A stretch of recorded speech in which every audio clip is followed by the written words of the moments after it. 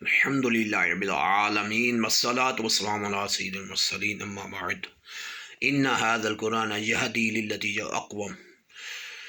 اللہ فرماتا ہے یہ قرآن بے شک سب سے سیدھا راستہ دکھاتا ہے۔ All of the perfect guidance in holy Quran, تمام کی تمام رہنمائی قرآن میں ہے، مکمل پرفیکٹ، اینڈ ان دی سنہ آف آور ہولی پروفیٹ صلی اللہ علیہ وسلم، اور مکمل رہنمائی سرکار صلی اللہ علیہ وسلم کی سنت کی پیروی میں۔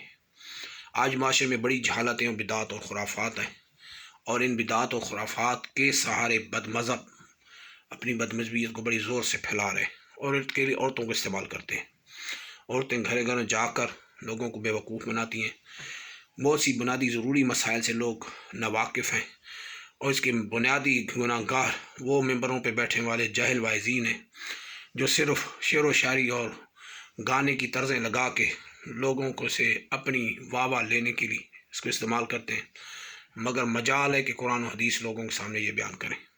موت پڑتی ہے ان کو، اور اس کے نتیجے میں نقصان یہ ہو رہا ہے کہ مذہب اہل سنت کو کافی نقصان ہوا اور ہو رہا ہے، اور یہ بد مذہب ہر طرف جال پھینکتے ہیں، عورتوں کے جال پھینک کے الٹی منتیں منواتے ہیں عورتوں سے۔ جھنڈا لگا لو، چمبا لگا لو، یہ کر لو، وہ کر لو، تمہاری نظر پوری ہو جائے گی۔ نعوذ باللہ مزارات پہ لوگ غلط منتیں ماناتے ہیں۔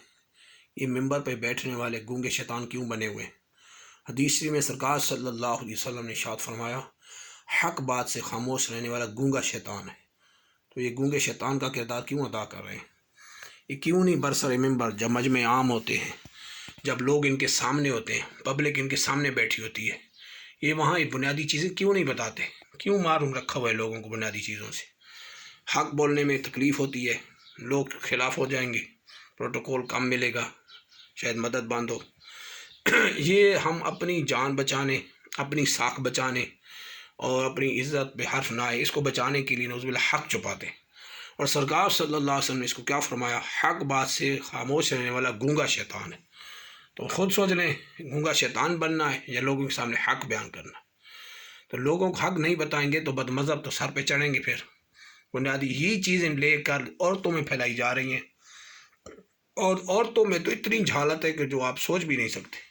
پھر یہ عورتیں بد مذہب بن جاتی ہیں، چمبے اور جھنڈے لگا کے، نتیجتاً یہ مذہب اہل سنت سے نکل جاتی ہیں، پھر اپنے گھر والوں کو بھی برباد کرتی ہیں، عورتیں پورے خاندان کو خراب کرتی ہیں۔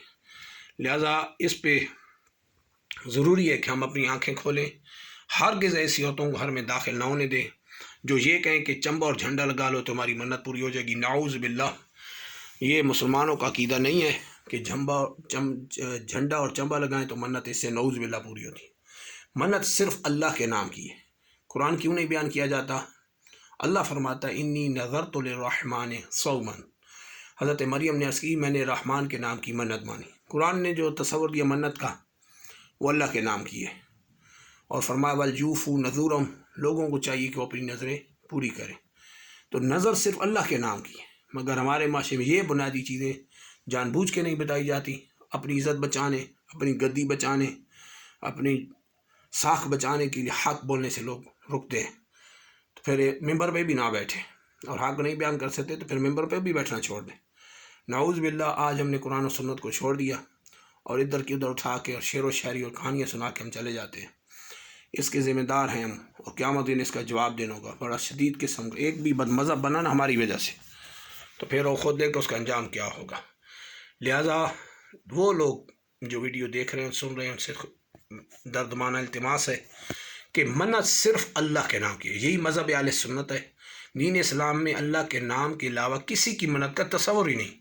خود اہل بیت اطہار، حضرت علی، حضرت فاطمہ، امام حسن، حسین، تمام اہل بیت اطہار کے جتنے شہزادے ہیں، کسی نے بھی نعوذ باللہ چمبے اور جھنڈے کی ہرگز منت نہیں مانی ہے۔ وہ صرف قرآن و سنت پہ چلنے والے لوگ تھے، اللہ کے محبوب صلی اللہ علیہ وسلم کے اہل بیت اطہار تھے، حق پہ تھے۔